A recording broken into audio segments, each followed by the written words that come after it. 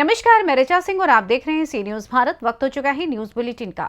Bulletin में सबसे पहले बात करेंगे बेमेतरा की, जहां संविदा कर्मचारियों ने मुख्यमंत्री के नाम डीएम को सौंपा ज्ञापन। आगे चर्चा करेंगे चतरा की, जहां सड़क किनारे खड़े युवकों को तेज रफ्तार बुलेरो ने मारी टक्कर। साथ ही बात करेंगे ललितपुर की, जहां भाजपा नेता असगर अंसारी की मौत पर पूर्व कैबिनेट मंत्री मोती सिंह ने प्रकट की गहरी संवेदनाएं। और भी तमाम खबरों पर आइए विस्तार से करते हैं चर्चा। खबर बेमेतरा से है, जहां भूपेश सरकार के पास अब बहुत कम समय बचा है, लेकिन सरकार ने संविदा कर्मचारियों से जनघोषणा पत्र में वादा पूरा करना तो दूर, नियमानुसार वेतन जो बढ़ता था वो भी इस कार्यकाल में नहीं बढ़ा। लोकतंत्र में जवाबदेही किसकी होती है, यही सवाल का उत्तर लेने शुक्रवार को बेमेतरा में तहसील कार्यालय के सामने धरना प्रदर्शन किया गया और कलेक्ट्रेट पहुंचकर और मुख्यमंत्री भूपेश बघेल के नाम ज्ञापन डिप्टी कलेक्टर धनराज मरकाम को सौंपा गया। बेमेतरा जिला अध्यक्ष पूरनदास ने कई आरोप लगाए। छत्तीसगढ़ सर्वविभागीय संविदा कर्मचारी संघ एक बार फिर नियमितीकरण को लेकर विरोध कर रहा है। संविदा कर्मी सरकार को वादा याद दिला रहे हैं, जिसके विरोध में 15 मई से प्रत्येक जिले में प्रति दिवस संविदा नियमितीकरण रथ यात्रा अब नहीं तो कब के थीम पर आयोजित की जाएगी। सरकार एक तरफ जहां अपने घोषणा पत्र के अधिकतम वादे को पूरा करने की बात कर रही है, तो वहीं संविदा कर्मी सरकार पर वादा खिलाफी का आरोप लगा रहे हैं। 21 जून के बाद सभी संविदा कर्मचारी अनिश्चितकालीन प्रदर्शन के लिए मजबूर होंगे। मैं आपको बताना चाहूंगा कि वर्ष 2018 में हमारी मांगों पर तत्कालीन सरकार के नेता प्रतिपक्ष टीएस सिंहदेव ने हमारे मंच पर आकर कहा, यदि हमारी सरकार बनती है तो हम संविदा कर्मचारियों को 10 दिन में नियमितीकरण करेंगे।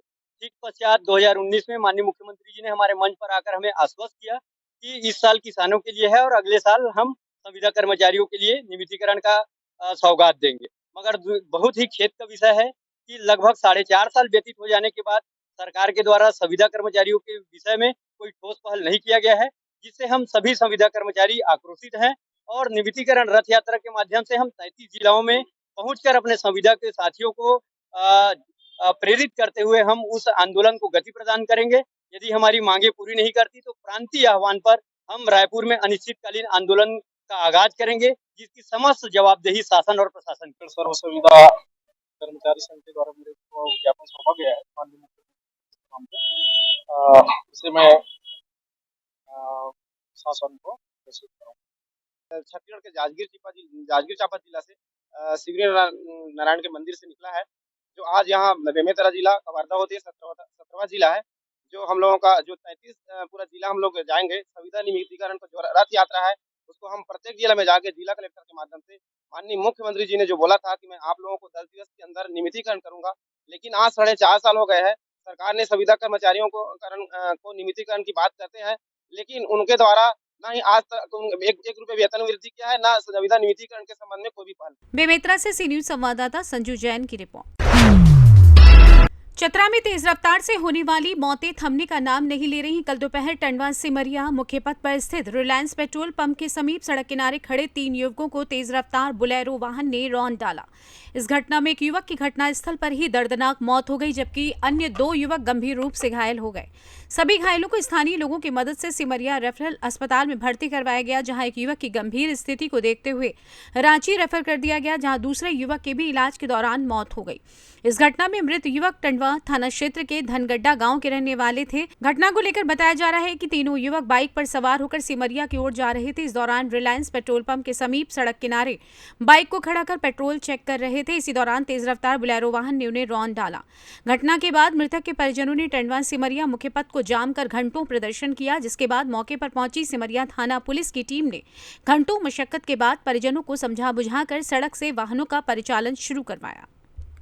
हाँ जी, घटना कैसे घटी? सुबह 6:30 बजे वो लोग यहाँ आया था तेल भरने के लिए, तो वो लोग के पास पैसा नहीं था। किनारे गाड़ी वो लोग खड़ा किया हुआ था, तीनों लड़का खड़ा था। उधर से अचानक एक बोलेरो आई और मार के चले गए ये लोग। अब तीनों लड़का फेंका गया। गार्जियन को सूचना मिला तो वहाँ से उठा के लोग हजारीबाग ले गया। हजारीबाग से रेफर कर दिया गया। थाना से आए, मोटरसाइकिल बोलेरो जो भी था उठा के वो ले गए। वहाँ जाने के बाद लड़का कल शायद 1 बजे डेट किया है।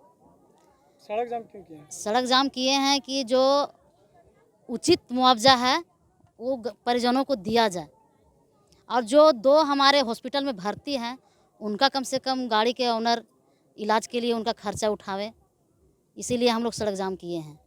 और प्रशासन को कहना है कि 5,000 आप लोग चंदा दीजिए, 5,000 हम देते हैं और लाश को उठा के ले जाइए। बताइए ऐसा होता है कहीं? चंदा लगावे हम लोग, मंदिर का पूजा हो रहा है। क्या नाम है चाचा? मेरा नाम हुआ तारा देवी, धनगड्ढा पंचायत के रहने वाली हूँ। चतरा से सी न्यूज संवाददाता लकी की रिपोर्ट। खबर एटा के जलेसर से है, जहां कथावाचक अवधेश शास्त्री के मुखारविंद से श्रीमद् भागवत कथा का श्रोताओं को श्रवण कराया गया। बता दें कि जलेसर कस्बे के हाथरस बस स्टैंड निकट मोहल्ला प्रेमनगर में 8वें दिन श्रीमद् भागवत कथा का आयोजन चल रहा है, जिसमें कथावाचक अवधेश शास्त्री द्वारा श्री कृष्ण की बाल लीलाओं का श्रवण कराया जा रहा है, जहां सैकड़ों की संख्या में श्रोताओं की मौजूदगी रही। एटा से सी न्यूज संवाददाता राघवेंद्र अगरिया की रिपोर्ट।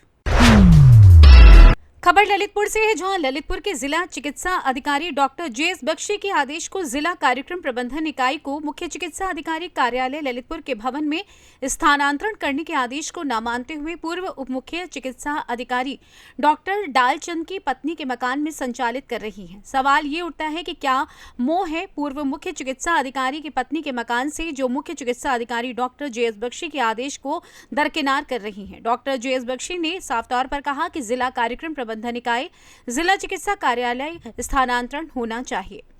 डीपीएम यूनिट के स्थानांतरण संबंधी आपके द्वारा नोटिस जारी हुआ था, क्या हुआ उस नोटिस का? डीपीएम यूनिट के लिए एडीएम साहब द्वारा मेरे से आख्या मांगी गई थी। उस आख्या में मैंने दे दिया कि हमारे सीएम ऑफिस में एक हॉल और 4 कमरे खाली हैं, जहां पर उनको स्थानांतरित किया जा सकता है। वहीं पर जिला कार्यक्रम प्रबंधन इकाई के प्रबंधक महोदय को भी आपका नोटिस गया था कि खाली कर सीएमओ कार्यालय के रिक्त पदों पर आए, तो क्या उस पर कार्रवाई हुई है? हाँ, मैंने 15 दिन का उनको नोटिस दिया था, जो अभी भी खत्म हो रहा है। खत्म हो चुका है। हाँ, अब क्या रहेगा? फिर क्या द्वारा मैं उनसे एडीएम साहब से बात करके आगे की कार्रवाई सुनिश्चित करूँगा। ये भवन जो है किराए पे है, किस तरह से कब से चल रहा हूँ वहाँ पे? ये तो डीपीएम यूनिट जब से यहाँ पर ललितपुर बनी तब से किराए के भवन में चल रहा है। ये नियमानुसार है, जो एनएचएम की गाइडलाइन है उसके हिसाब से। तो क्या पहले का जिला चिकित्सालय में जो कार्यालय ऑफिस है, सीएमओ ऑफिस, उसमें मैंने खाली नहीं थे कमरे के? अब पुरानी बिल्डिंग में खाली नहीं थे, इसलिए बाहर स्थानांतरित थी वो। अब हमारे यहाँ जो नई बिल्डिंग बनी है उसमें जगह है, जिसके लिए ऑलरेडी उनको लिखा जा चुका है। तो अब स्थानांतरित होना चाहिए? बिल्कुल होना चाहिए। ललितपुर से सी न्यूज संवाददाता विकास सोनी की रिपोर्ट। खबर प्रतापगढ़ से है, जहां निजी कार्यक्रम से लौट रहे भाजपा कार्यकर्ता की कार बिजली के खंभे और पेड़ से टकराते हुए खाई में पलट गई और भाजपा कार्यकर्ताओं की मौत हो गई और कार में सवार उसके बेटे सहित 3 लोग गंभीर रूप से घायल हो गए। मौत की खबर पहुंचते ही घर से पट्टी सीएचसी तक कोहराम मच गया। पट्टी नगर निवासी स्वर्गीय जहूर अहमद के 6 बेटों में दूसरे नंबर के असगर अंसारी ने सपा छोड़कर कुछ महीने पहले भाजपा ज्वाइन की थी। गुरुवार को दावत में शामिल होकर अमापुर से लौट रहे थे। कार में उनका बेटा जिशान और रायपुर निवासी इरफान उर्फ पप्पू भी सवार थे। रास्ते में पट्टी आ रही आसपुर देवसरा के भाटी निवासी सीमापाल मिली तो उसे भी कार में लिफ्ट दे दी। कार बारडी गांव के पास पहुंची तो अचानक अनियंत्रित होकर सड़क पर दाहिनी ओर जाकर बिजली के खंभे से जा टकराई। खंभे को तोड़ते हुए कार अर्जुन के पेड़ से टकराकर सड़क किनारे खाई में पलट गई। आवाज सुनकर आसपास के ग्रामीण भागकर पहुंचे और कार की बॉडी तोड़कर सभी को बाहर निकाला। पट्टी सीएचसी ले जाने पर डॉक्टर ने असगर अंसारी को मृत घोषित कर दिया। जीशान व इरफान को गंभीर हालत में मेडिकल कॉलेज रेफर कर दिया। सीमापाल को पट्टी सीएचसी पर भर्ती कर इलाज शुरू कर दिया गया। असगर के 7 लड़की और 3 लड़के हैं, जिसमें एक लड़की सबा का निकाह हो चुका है। सबसे बड़ा बेटा जिशान उनके साथ हादसे में घायल होकर अस्पताल में है। पूरे परिवार का रो रो कर बुरा हाल है। हादसे की खबर मिलते ही भाजपाइयों में शोक की लहर दौड़ गई। पूर्व मंत्री ने घर पहुंचकर शोक संवेदना जताई। इस दौरान चेयरमैन अशोक जायसवाल, अध्यक्ष रामगंज राकेश सिंह राम समेत कई लोग उपस्थित रहे। प्रतापगढ़ से सी न्यूज संवाददाता रोहित जायसवाल की रिपोर्ट। फिलहाल न्यूज बुलेटिन में बस इतना ही।